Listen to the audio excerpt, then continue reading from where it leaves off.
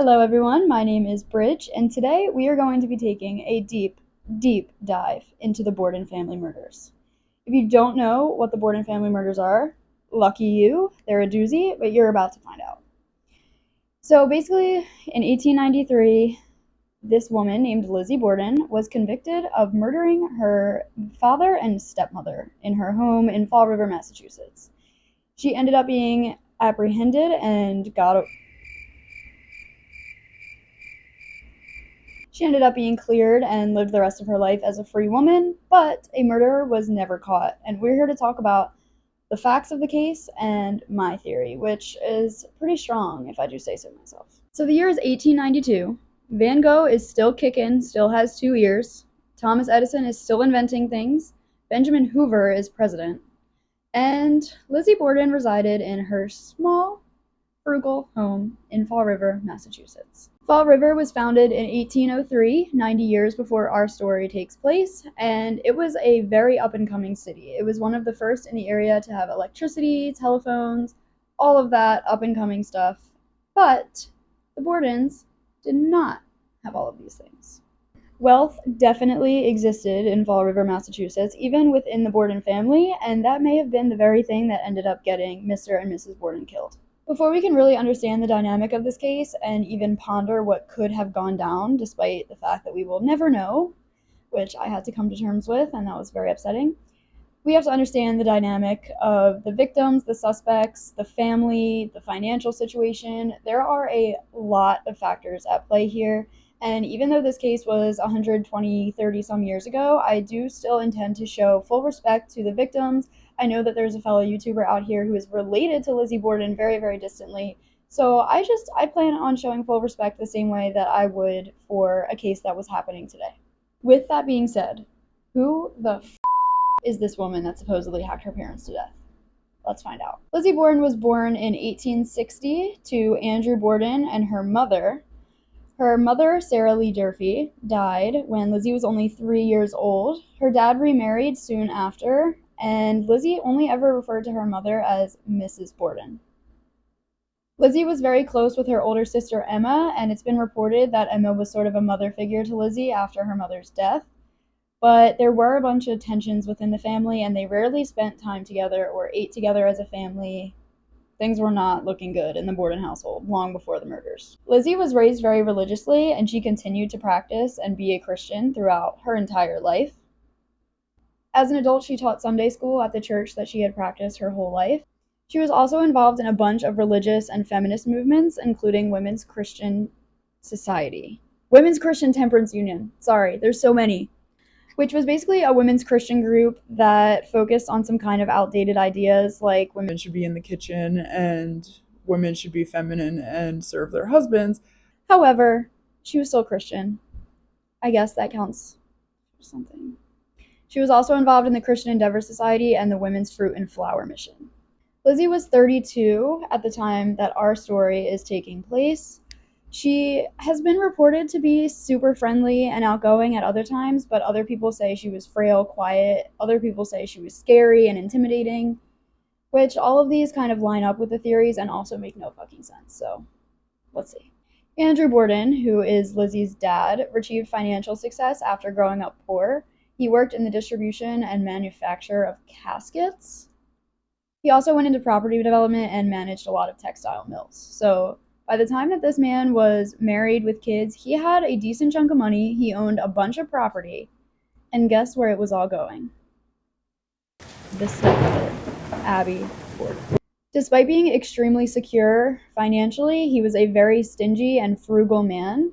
They did not engage in a lot of the up-and-coming technologies that were in Fall River at the time. They did not have electricity, even though a lot of other people in the area did. And they didn't live in the nicer part of the town called the Hill, which is where most of Andrew's siblings lived. And they could have afforded it. He just chose to live in his house, which you'll see, it is very nice. It's a bed and breakfast now, so it's a nice house, but he could have had more, and he didn't. When Andrew Borden died, his estate was valued at $300,000, which is equivalent to $9,600,000 today. So his frugality really pissed off a lot of people, including his children, who were living in a house without indoor plumbing, and his relatives and, of course, the family of his dead wife. I don't know how much plumbing costs, and I hope that I will never have to have access to that information, but I know it is only a fraction of that number. Anyways, Andrew loved his wife, Abby, so very much, and he put a lot of money and property towards her and in her name and for her family, while doing very little for his girls and for the maternal relatives of his children. There's really not much information about Emma Borden, unfortunately, because I think it would be really interesting to have more and explore how that could relate to the crimes. But she was 9 years older than Lizzie, soft spoken, was a role model for Lizzie, I guess. She took care of Lizzie, I guess, to some extent. But this still happened, so who knows? So those are our main players for now. There are other characters in this true story. However, they're slightly less important, or we'll dive into them as we go. So let's talk about it. What happened on August 4th, 1892? I've been saying 1893 this whole time. So at this point, we already know that there's some tension in the Borden household. We have Andrew, who's stingy as hell. We have Abby, who's probably just minding her business. Some people say she was evil, some people say she was sweet. Minding her business, going about her time with lots of money. And then we have Emma and Lizzie, who are probably pretty pissed off, but still vibing. The first conflict that really starts off this horror show is in May of 1892.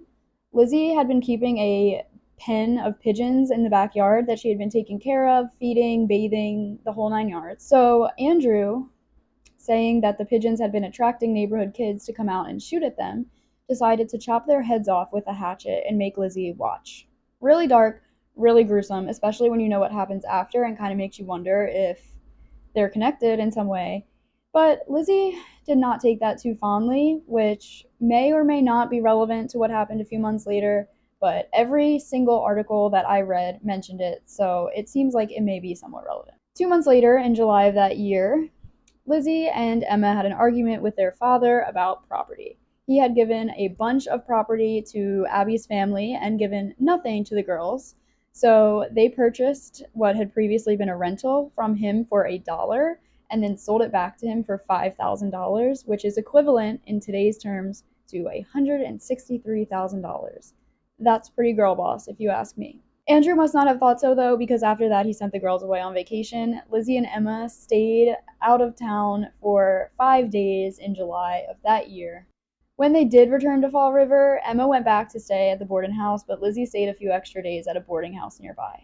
Within a few days of both of the sisters being back at the Borden household, the entire household, including the maid, Bridget, fell sick with a stomach illness, a mystery illness. They could not figure out what it was. After this happened, Lizzie reportedly went to her friend Alice Russell and said that she feared for her father's safety because of his stinginess and that she thinks someone may have tried to poison them. In hindsight, it's looking like what poisoned them was the leftover mutton on the stove that had been out for days, but what do I know? What do I know? So that brings us into the thick of it. Into the thick of it! So here we are on August 3rd, 1892. John Morse, who is the maternal uncle of Lizzie and Emma, so he was the first wife's brother, came to the house with intentions of discussing financial matters with Mr. Borden. He planned on staying for a few days, but he came with no luggage, which is kind of weird, but he also did have a niece in Fall River, so we'll just blame it on that. The next morning, August 4th, everyone wakes up as normal. John comes out of the second floor guest room and meets everyone else for breakfast, except for Emma, who has already started her journey to Fairhaven, where she will be for basically the entire day until her parents get hacked. After breakfast, Andrew and John go into the living room to talk business. Bridget goes upstairs to rest after cleaning windows all day in the heat, and Lizzie says she was somewhere. At 8:48 a.m., John Morse leaves the house to visit his niece in Fall River and to buy oxen. He says he will be back around noon. About 10 minutes later, at 9, Andrew Borden goes out for his hot girl walk. Sometime after Andrew left, around 9 or 10, Abby went upstairs to tidy up the guest room where John Morse had stayed, even though this was technically a responsibility of Lizzie and Emma. As Abby was tidying the bed, she met her demise. Abby was facing the killer as she tidied the bed when she was struck in the face and skull. She fell flat, causing contusions on her nose and face, and then she was struck 17 more times. Her body lay there, undiscovered when Andrew returned home at around 10:30 from his long hot girl walk. Weirdly enough, his key did not work when he tried to open the door, so Bridget came to the rescue to let him in and found the door stuck. She claims that she heard Lizzie laughing from upstairs, which is really suspicious if that is true, given that Abby was already dead up there, and Lizzie may or may not have been able to see the body. There's a lot of speculation about it. I found a few videos that show the view. I don't know. What do you think? After that, Bridget says she helps Andrew out of his boots, which is later proven to be false because he is in his boots in the crime scene photos. He then lays down to take a nap on the couch. After that, Bridget goes back upstairs to rest on a workday because why not? And Lizzie is once again in limbo. We don't really know what she's doing, where she's at for sure. But Andrew will soon meet his fate. At around 11:10 a.m., Lizzie made the gruesome discovery and shouted to Bridget, "Come down quick! Father's dead! Somebody came in and killed him!" Sure enough, Andrew Borden was dead, slumped over on the couch in a huge puddle of blood. He had suffered 10 to 11 hits with a hatchet that split his eye completely in half, suggesting that he was still sleeping when he met his fate. They asked Lizzie where Abby was at the time, and she reportedly said that she had been summoned to visit a sick friend and was out of the house. As soon as they found Andrew's body, Bridget started sending everyone away. She sent Bridget to go get a neighbor and the doctor. Then she sent the neighbor to go get a tarp, and the doctor pronounced Mr. Borden dead. When a neighbor was going to go get tarps, this is a doozy, guys. Are you ready? She said, "I'll go get a tarp for Mr. Borden." And Bridget said, "You'll need two." But here's the catch. Mrs. Borden's body had not been found yet. A neighbor had also instructed Bridget to go upstairs and check for Abby, to which she refused to go upstairs. So Bridget and the neighbor, Adelaide Churchill, went upstairs where they found Abby's body slumped over next to the guest's bed. Obviously, an investigation started almost immediately, even though this investigation was basically completely useless and turned up almost zero viable evidence. Lizzie was a suspect immediately. She was acting sus. From the start, the police were like, "We don't like her vibe." She gave contradictory answers. Sometimes she said she heard things, heard weird noises. Other times she said she heard nothing and was just going about her business. Lizzie honestly had no idea what was going on with her own story. They did not check her for bloodstains, and they only briefly searched her room because she said she did not feel well, which honestly is valid if your father and stepmother were just murdered. But why are you resting in your own bedroom when your parents are being autopsied on the table beneath your room? So yes, the autopsies were performed on the table that morning, and I saw a TikTok highlighting how creepy it is that their bodies were literally being torn apart on the same table that they ate breakfast at that morning. Probably with the person who killed them. Their stomachs were tested for poison, and none was found, so it looks like whatever made the family ill was just coincidence. 2 hatchets, 2 axes, and a lone hatchet head were found in the basement upon investigation, but doing the excellent police work that they did this entire time, they did not take anything with them. Police did say that the hatchet head looked like it had been recently broken and covered with ash to look unused. But these policemen, I don't know. That night, police were stationed outside the house where the Borden family slept in that home anyways, even though the murderer was on the loose. I don't understand how they were not terrified, but they did. Some people claim that John Morse spent the night in the guest room where Abby was murdered.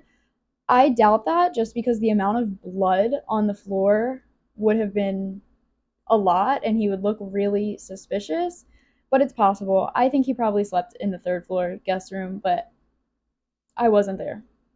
In the middle of the night, police saw Lizzie and her friend Alice, who was staying the night, go down into the basement, and then Lizzie came back up alone, throwing up. Or it looked like she was throwing up. She was bent over the sink, but that night she actually was going down into the basement to take down her dirty cloths from her period. So if she was throwing up, it's kind of valid, not to mention that she's literally walking through the house that her parents were murdered in. So I don't know how relevant that information is, but it did happen. The next morning, John Morse tried to leave the house to do something or other, whatever you do when murders occur, and he was absolutely mobbed by the residents of Fall River who had heard about the murders and were in complete shock and outrage. Later that day, the police went back to the Borden house where they collected the hatchet head and some pieces of clothing. They found the pail of bloody rags, and they also found a speck of blood on Lizzie's underwear, but once again, that was just ruled out as her period. But PMS or not, Lizzie was officially recognized as a suspect at this time. This is where shit gets interesting. So the next day, August 6th, Alice Russell is still staying at the Borden house for some fucking reason, and she goes downstairs to find Lizzie tearing up a blue dress to put into the oven, to burn it. When Alice questions her on this, Lizzie says, "Oh, I just brushed up against some paint. It's ruined. Gotta get rid of it." And bye bye dress. The dress was never recovered, and it was never determined whether that was the dress that she was wearing on the day of the murders, but she was wearing a blue dress. So that's all we got. Good job, policeman. August 8th rolls around, which is the day of the inquest hearing, and only 4 days after the murders. At this point, Lizzie has been drugged up on some morphine, which honestly, if I had gone through that and had access to morphine, I also probably would be drugged up on morphine. But she was feeling loopy, and she made herself look really suspicious at the inquest hearing. Lizzie requested to have her family lawyer present, but they denied it for privacy reasons. I truly feel like she should have been given that right, but I also know nothing about legal processes, so maybe not. This inquest was really what sealed Lizzie's fate at the time of actually being tried. It really shifted a lot of people's perspectives. Even friends and family members who had previously claimed that Lizzie could be nothing but innocent started to waver.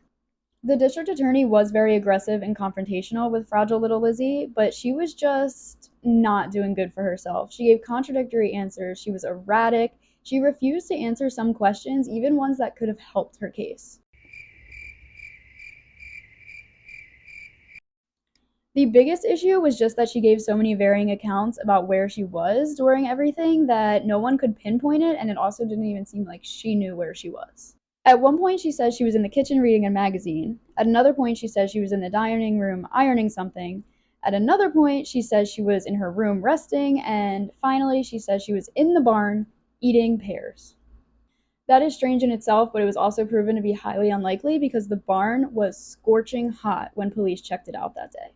Newspapers at the time reported that, quote, "The inquest hearing caused a change of opinion among her friends who had heretofore strongly maintained her innocence." Bridget, however, did not lose her faith in Lizzie, and she actually confessed years and years later that she changed her testimony for the trial after the inquest hearing. On August 11th, Lizzie is officially served a warrant of arrest and is jailed. Luckily for Lizzie, the inquest testimony was ruled inadmissible in court, thank God, because she looked so sus, but it already had done the deed. Everyone thought she was guilty. The people had decided, and they were not happy about it. Newspapers were outraged, feminists were outraged, everyone was losing their minds. We interrupt this program to bring another axe murder that occurred in Fall River less than a year later. On June 1st, 1893, a woman named Bertha Manchester was hacked to death with an axe in her kitchen. However, another man was later found and charged for the murder and was proven to be nowhere near Fall River when the Borden murders occurred. So, sorry, Lizzie, once again. Only 4 days after that axe murder happened, Lizzie's trial begins. June 5th, 1893. The prosecuting attorneys were Hosea M. Knowlton and William H. Moody, who later went on to be a United States Supreme Court Justice, so good for him. The defense attorneys were Andrew V. Jennings, Melvin O. Adams, and George G. Robinson, who was the former governor of Massachusetts, but not until after the trial, so he was the future governor, I guess. The trial was formulated around a few key points of evidence, but also left out some evidence that could have been hard-hitting. They formulated their basis of guilt around the hatchet head that was found in the basement, stating that whoever killed them and used the hatchet probably had to rip the handle off because it would be covered in blood. However, another police officer testified that they found the hatchet handle in the basement completely untouched, but another officer denies this. So what happened? Once again, we don't know. Alice Russell also testified about the burning of the dress, but this was never brought up again or used against Lizzie in any solid way. It was revealed during the trial, unbeknownst to Lizzie, that a second autopsy had been performed on the bodies after the murders, where they actually took off the skulls of the victims. They brought these skulls to court as evidence, and Lizzie was shook and she passed out in court, which I think I would do the same thing, quite frankly. I just wonder, was it guilt? Was it grief? Was it shock, pain, regret, or just plain, my parents just died? Lizzie's whereabouts in the house were a huge point of contention, and that's honestly where I get the most stuck because it just doesn't make sense at all. No matter where she says she was, she would have heard something, seen something, felt something. I don't care. Abby Borden was a decent sized woman. You would have heard her fall to the ground after being hacked. I don't care. You would have heard it. They did not have AirPods. Bear with me for this next part because it's a little bit confusing, but Bridget supposedly helped Andrew inside at around 11:03 a.m. Then she says she went upstairs to her room, which means she also probably could have seen the body too, so that's really not viable against Lizzie. If Bridget didn't see it, why did Lizzie? Or they both saw it, but I'm getting ahead of myself. This would place Lizzie possibly upstairs, but eventually she makes her way into the barn, and a neighbor, Hyman Lubinsky, confirmed that he did see Lizzie going into the barn. 7 minutes later, at 11:10, Lizzie made the discovery of her father's body. So my question is, what did she do in the barn for 7 minutes? Eat a pear? That would mean that it was just Bridget and Andrew in the house at that point. Another piece of evidence that was used heavily against Lizzie was her attempt to purchase hydrocyanic acid from a local druggist. She claimed that she wanted to use it to clean her furs, but some guy testified at the trial, some guy with credentials testified that it had no cleaning or antiseptic properties. The druggist luckily did not sell it to Lizzie because he felt really suspicious about the whole thing, so Lizzie never got her hands on it and will never know what she really wanted to do with it. The judge ultimately ruled that this was too minute to be connected to the murders, which, duh, no poison was found, so she moved on to step number 2, hatchet. On June 20th, 1893, Associate Justice Justin Dewey gave a lengthy summary of the trial. The jury deliberated for an hour and a half before Lizzie was acquitted. When she walked out of the courtroom, she stated that she was, quote, the happiest woman in the world, which I still feel is a very eerie choice of words for someone who still has to deal with the death of her father and stepmother and also a tarnished reputation. But to each their own, Lizzie. Good for you. After the trial, all of Andrew Borden's assets went straight to Lizzie and Emma because of the death order. Now let me explain this. This was hard for me to wrap my head around. So, since Abby died, whatever Andrew would have given to her did not matter. So when Andrew died, it skipped Abby and went straight to the next beneficiaries, Emma and Lizzie. However, if Andrew had died first, all of his property and wealth would have gone to Abby, and then some of it probably would have trickled down to Lizzie and Emma. So the fact that Andrew was murdered second is actually really interesting in terms of the order of his will or whatever. A large settlement was paid to Abby's family to keep them satisfied because it honestly seems like they were all just some horn dogs for money. Lizzie, despite being proven innocent, was no longer welcome in Fall River. She changed her name to Lizbeth and moved into a mansion with Emma that they called Maplecroft. Lizzie and Emma lived together for a long time, but her name kept popping up. In 1897, she was accused of shoplifting from a shop in Fall River. In 1905, she reportedly started a huge fight at a party about an actress that she liked, Nance O'Neill. Emma was fed up, and she ended up moving out and never seeing Lizzie again shortly after that. So I doubt it was because of Nance O'Neill, but something happened, and I want to know what it is. But I will not. I will never know. A year after Emma moved out, Lizzie had gallbladder surgery and then died the following year. Emma died less than 2 weeks later from nephritis, and that was the end of the Borden sisters. Whatever secrets they had, whatever they knew, they took it to the grave with them. Lizzie died rich. She was worth $500,000, which is equivalent to $5,652,000 today. Eerily enough, she left a huge chunk of money for the upkeep of her father's grave. She donated a bunch of money to various animal shelters, and then she gave the rest to family and some acquaintances. Aside from money, she had a house, several office buildings, several cars, and tons of jewelry that may or may not have been stolen from Mrs. Borden. Bruh. As soon as it happened, and until today, people are still speculating. People have been going crazy trying to figure out what happened and trying to come to terms with the fact that we can't know. But I have a theory. Everyone has a theory. So we're going to talk about some of the speculation and theories that went around at the time. And now, Lizzie has remained the prime suspect and the general agreement of who committed the murders ever since then for all of the reasons that we listed above. mostly just because her testimony and location throughout the whole thing was shady as hell, and she had to have heard something. It's also really highly unlikely that a stranger who was not somehow in the story already snuck into the house, killed Mrs. Borden, hid there for an hour and a half while everyone was lurking around, and then came back out to kill Andrew Borden and then escaped with no one seeing him. They did prove that the killer wouldn't have been as blood covered as once thought, but still, I don't think you would leave completely unscathed. Some theories point to a suggestion that Lizzie was abused by her father. This very well could have been the case, however, I never found anything solid on it, so I'm not going to talk too much about that.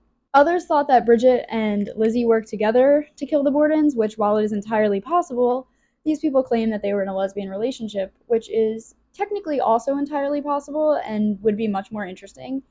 But Bridget went on to marry a man, and there was not much, if any, indication that they were involved like that. Others think that Emma was Lizzie's accomplice and that they kind of worked it out together, but Emma had an alibi in Fairhaven, 15 miles away, which was never completely checked and confirmed. Surprise, surprise, Fall River Police Department. You're fired. I do find this highly implausible, but it does make you wonder, what if Emma had stayed home and Lizzie had gone to Fall River and they carried out their plan that way? Lizzie claimed that she spotted a wild-eyed man around the house in the days before. I find this highly unlikely and very convenient for her. Why would she not mention this sooner, and why would she not be more scared after the fact if she thought that there was a wild-eyed man who did it? Those two theories kind of got combined and mushed into a bunch of other things, but they were mostly disproven. Some people, though, did speculate that this wild-eyed man was actually William Borden, an illegitimate son of Andrew Borden. Reportedly, everyone in the family knew about him but just didn't talk about him, and that pissed him off because he felt like he should get a share of the money that his biological dad had, and apparently he thought that his mom should have been the one who married him. So there were some issues going on here, if this even happened at all, if he even existed. So there was a William Borden, but it was proven that he had no connection or relation to the Bordens, so maybe he thought that he did, but I just find that to be too easy. Something that I do find really interesting, though, is the idea that Lizzie and Emma could have recruited, I just did that twice, could have recruited William Borden to do the dirty work for him in exchange for a lump of the money that they probably never would have actually given him. If he did help, he got punked. However, that does mean that if he did do it, Lizzie took the gamble of facing life in prison over selling him out and having to share the inheritance money. So that says a decent amount about Lizzie, if that is the case, which I don't think it is. So let's move on. Another theory pointed fingers at John Morse, which does make a lot of sense. He's a man, he was the biggest one there, probably most capable of committing that crime physically. He was also a butcher who often carried cleavers and other sharp objects with him, and his business was failing, so he had a need to want more money. And why did he show up that night of all nights? Not to mention he was talking about finances with Mr. Borden, which was definitely a sore spot, as we know. It was noted that John had a, quote, absurdly perfect and over-detailed alibi for the death of Abby Borden. Then again, he was supposedly out visiting his niece and buying oxen. So that is absurd and weirdly specific, but if that's what he was doing, that's what he was doing. There really is no other evidence against him for if he did it. He may have and just been really good at it, but I got nothing to talk about on that front. Sorry, guys. It did start making me think, though, like, who was the real target of these murders? Because you could look at it a million different ways, depending on who the intended target was, if it was one of them, if it was both of them, if the order mattered, if they would have killed one of the sisters, if they had been there. There are so many hypothetical circumstances that maybe could have happened, and we have no idea, but I want to explore that. So after deciding that I wanted to make a video on this, I decided that I was going to put my entire soul into it for as long as it took, and I did the deepest dive of this, a deeper dive than I have ever done for any essay, for any assignment, ever. So yeah, I turned up a decent amount, but not as much as I would have liked. I did come up with a pretty strong theory, so let's take a look at the deep dive and the information I found, and then we'll talk about what it made me think. There is a lot of varying information and accounts about this just because it was so long ago and everyone in Fall River was apparently incompetent, but if Lizzie has a problem with the way I state the facts, I will be adjusting my bed sheets at approximately 6:25 a.m. tomorrow, so see you there. Most of the information and analysis that I found was in favor of Lizzie's guilt, which makes sense. Other articles just tried to poke holes in their evidence, which also makes sense. Other articles would try to bring out random new evidence, which doesn't really make sense because we're never going to get new evidence at this point, and we just gotta try to do what we can with what we got, which is not much, but it's something. A lot of these points could also be made for just Lizzie, or Lizzie and Emma, or Lizzie and literally any accomplice, even like Cindy Lou Who, so just bear with me. Form your own opinion. I formed mine. Maybe you'll have the same one as mine after hearing my theories and seeing these awesome TikToks that I found to include. Why does John Morse look exactly like Abraham Lincoln? Like, did he go on to become Abraham Lincoln after this happened? Is the timeline overlap? In 1967, writer Victoria Lincoln proposed that Lizzie committed the crimes while in a fugue-like state. This is known today as a dissociative fugue, and it's understood a little bit differently from how it was back then. But basically, Victoria just meant that Lizzie was suffering from some sort of mental break where she had no idea who she was, what she was doing, and then probably could not remember it after. This is possible, especially knowing what we know about mental health and mental illness today. It does indicate that maybe there was some abuse or something else going on at home that has never been reported on, but it also maybe wasn't a fugue. So I don't know. I thought it was an interesting theory. Even though the police sucked as bad as they did, though, I really doubt that Lizzie could have escaped unscathed if she did it while in a fugue. But that could also explain why she was so confused about where she was. So, Lizzie girl, what was going on? So, after the trial was over, Lizzie did something really sinister and questionable that could be interpreted in a million different ways, and she never commented on how she meant it. I'm going to read this excerpt from the original story that was published describing the mail correspondence between Lizzie Borden and Supreme Court Justice Moody. Was she quite without rancor or venom? One informant tells me that she was. Another, entirely deserving credence, tells me a story of Mr. Justice Moody, of the United States Supreme Court. Mr. Moody, before going on the bench, was assistant prosecutor in the case of Commonwealth versus Lizzie A. Borden. After the trial was over and Miss Borden had been acquitted, amid the ecstatic cheers of all the agitators for women's rights, Mr. Moody one day received a package by mail. It was from Miss Borden and contained copies of all the official photographs in the case, including the gruesome pictures of the dead bodies of the victims. A note accompanied the gift in which Miss Lizzie said that she thought that Mr. Moody might like to have these pictures, quote, as souvenirs of an interesting occasion. Souvenirs of an interesting occasion? Your parents died. Your parents died, girl. This was not a trip to a theme park. Your parents died. And you sent him pictures of it. You took pictures somehow from somewhere, because I don't think printers existed, and mailed them to him. How much work could that have taken? Why would you want to relish in that memory of that incident any longer? I don't know. It does kind of strike me as a little bit spiteful and suspicious, kind of like, haha, double jeopardy exists. Charge me if you want, but you can't. So I don't know. But also, who knows? Maybe she was just kind of loony after the fact.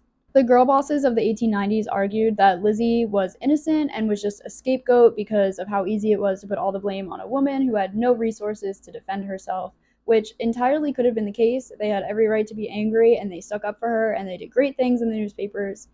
However, Lizzie girl, people nowadays will eat horrifying entertainment up, but back then, people were scared. They didn't have, like, CGI and these crazy effects to see this stuff in person like we do. So they were horrified and shocked and did not want to believe that their very own Lizzie Borden, as deceitful as she may have been, could do it. The Boston Globe reported at the time, quote, the only person that the government can catch is one whose very innocence placed her in its power, the poor, defenseless child, who ought to have claimed by very helplessness their protection. Others argued, in defense of Lizzie, but also in defense of the patriarchy, that Lizzie was a woman and therefore too stupid and small to commit the crime. They said she did not have what it took to commit the crime physically or mentally and then also get away with it. So I guess that was good for Lizzie, but also kind of shitty to say, so I don't know. They also did a really deep analysis of Lizzie's body type and head in this one article that I read and why she was too stupid to do the crime, so I'm just going to read some of the highlights. She had a small skull, which meant that she was, quote, inferior, illogical, inconsistent, and incapable of independent thought.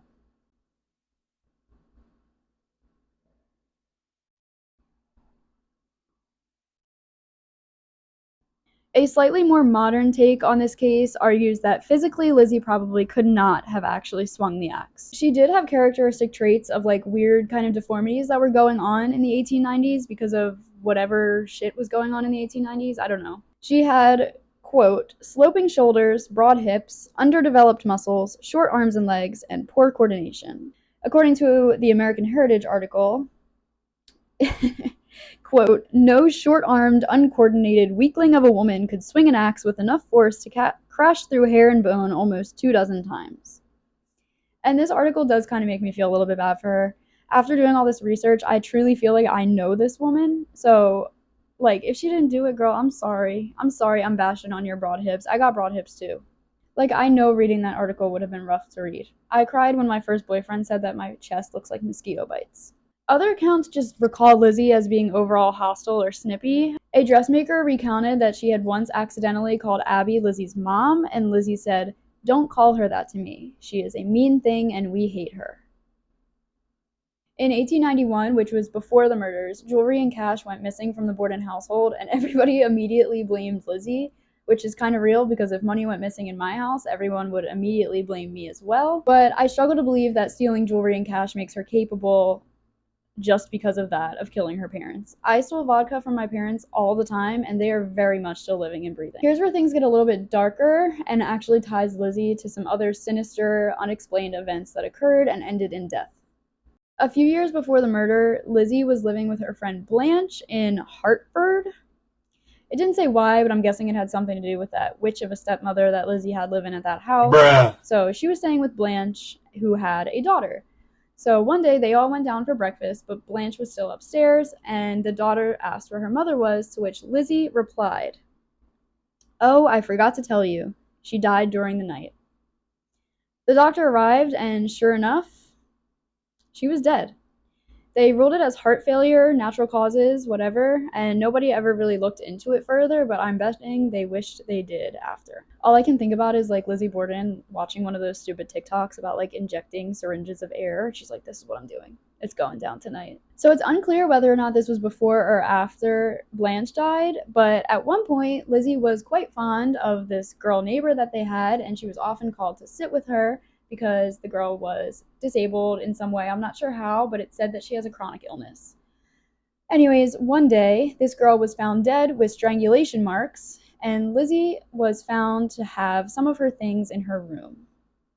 They never pushed this any further. Nobody ever accused Lizzie of this. And it actually said in the article that it was probably because the girl had a chronic illness and they just didn't want to ruin Lizzie's life, which is kind of fucked, but that's what it said. If she did it, this girl really knows how to get away with murder and literally admit it. She said, oh, she died in the night, and they still did not even question her. She was on trial, and she got away with it. Lizzie also apparently told one of her nurses later in life that her boyfriend committed the murders because there was tension between him and Mr. Borden, but this seems literally whack.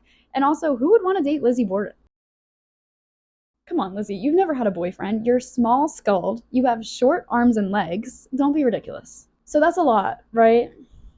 That's a lot. I tried so hard to find someone else that it could be because I did not want to sit here and say that it was Lizzie like everybody else. So I'm not going to do that because that's not entirely what I think. However, Lizzie girl, you're looking pretty guilty. But I don't think she swung the axe. So who do I think swung the axe, hatchet, that killed Mr. and Mrs. Borden? My theory evolved several times as I wrote this and researched for it, and there were several stoned conversations that I had with my friends, tossing ideas back and forth about who it could be. I didn't want to do it to you, girl, but Lizbeth, you were involved. You orchestrated this thing. You were the dominant, and you forced Bridget Sullivan to play along. That's right. I believe that Bridget Sullivan and Lizzie Borden worked together to kill their father and employer, respectively. Flip-flopped? You know what I mean. Let's be real for a second. Could this woman really swing that axe that many times? Maybe, girl boss. But probably not. But tell me, do you think this woman could? Without a doubt. I believe that Lizzie was the brains of the operation and had Bridget Sullivan do the dirty work and axe hatchet her parents. Stepmother, sorry, evil thing. Before I talk about the evidence and context of this theory, I want to talk about the possibility of a dominant submissive relationship. Thank you, Criminal Minds, for this knowledge. I was a psych major, but now my only psychological knowledge is from Criminal Minds. So, shout out Derek Morgan. If you have never watched Criminal Minds or don't know what I'm talking about, I'm not going to try to act like this is a super scientific explanation, but basically it's just when there's a partner in crime duo and one of them is super dominant and calls the shots, and the other one is basically their bitch and follows everything that they say. I believe that Lizzie was the dominant one who came up with all the plans, orchestrated it, did all the talking, even though it was pretty whack of a job, and left Bridget to actually do the dirty work and then clean it all up, because what was she? The maid. So what was the motive? We already know Lizzie's motive. We already know she wanted the money. We already know she was pissed off at her dad. It could be any number of things. Maybe she was still in a fugue. Who knows? It could be any number of things, but she had motive, no doubt about it. And I believe that Bridget's motive was probably just support for Lizzie, and Lizzie being really nice to her and probably manipulative and controlling and charming, and more than likely promised Bridget a chunk of the money, which it would have to be a pretty hefty chunk, I'd say. So if we're going to say that Lizzie is the mastermind behind of all this, we kind of have to say that she is some sort of mentally unwell, whether it's sociopathic, psychopathic, or just Lizzie.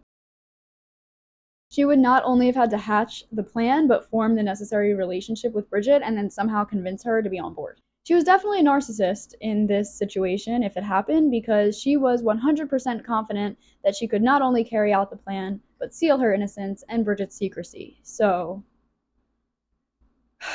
that's a lot. So, Lizzie wants murder and money, Bridget wants companionship and money, and boom, the Bordens are on the chopping block. So let's take a walk through my version of events of that day. But first, here's a cool TikTok I found that kind of shows more of the house, and it shows what possibly could have went down if the suspect did hide in the house.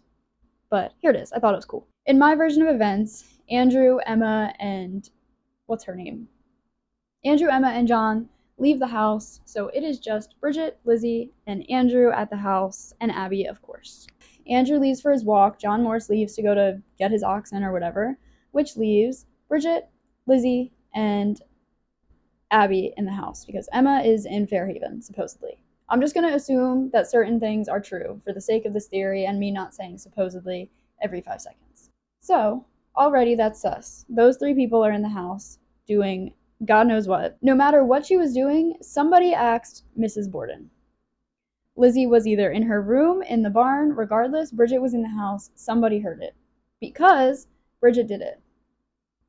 I think what most likely happened is Bridget asked Abby, Lizzie helped her clean up, and then went out to the barn to clear herself, while Bridget committed the murders against Andrew Borden, so that Lizzie probably didn't want to see that. Like, even though she was pissed, I don't know, she probably maybe still didn't want to see that, or just didn't want to be in the house, just so that she could come back in and be the one to discover the body, to which, of course, Bridget comes running in, and then the other people come flowing in, and the mystery begins unfolding.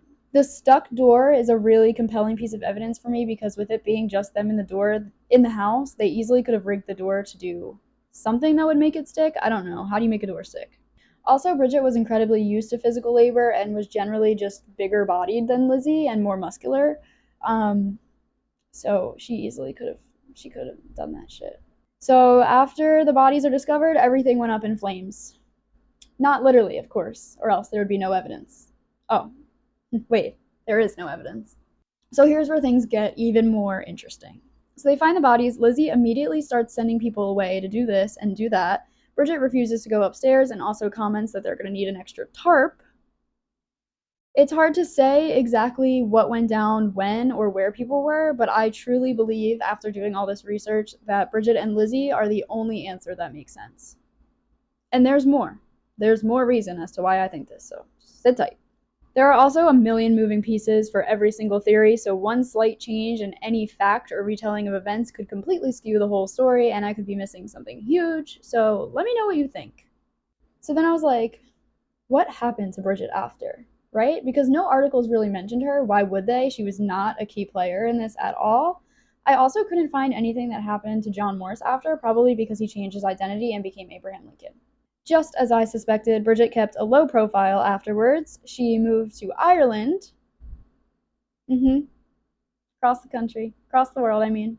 That could have been a payoff from Lizzie, or it could have also just been a desperate run from Lizzie and everything that she left behind there just in case shit fell through. Bridget's family, including her husband, said that they knew about the Bordens, but not about the murders, and Bridget only ever spoke of Lizzie as sweet and kind and nice to her. She described Mrs. Borden as shy. She described Mrs. Borden as quiet, shy, and afraid of Lizzie, which is interesting and kind of contradicts her earlier retelling of the kind, sweet Lizzie. Maybe Mrs. Borden is the real villain here. They did not know about the murders until many, many, many years after, and were of course shocked because why would she not mention something like that, right?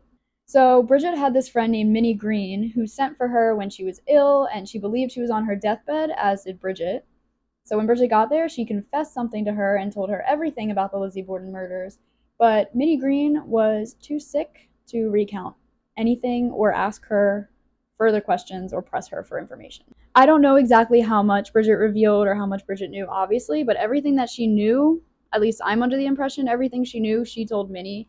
And she even said she, quote, helped Lizzie out at the trial, presumably by changing her testimony. Bridget returned when Minnie was feeling better, unbeknownst to her that that would ever happen, and she refused to talk anymore about it and swore Minnie to secrecy.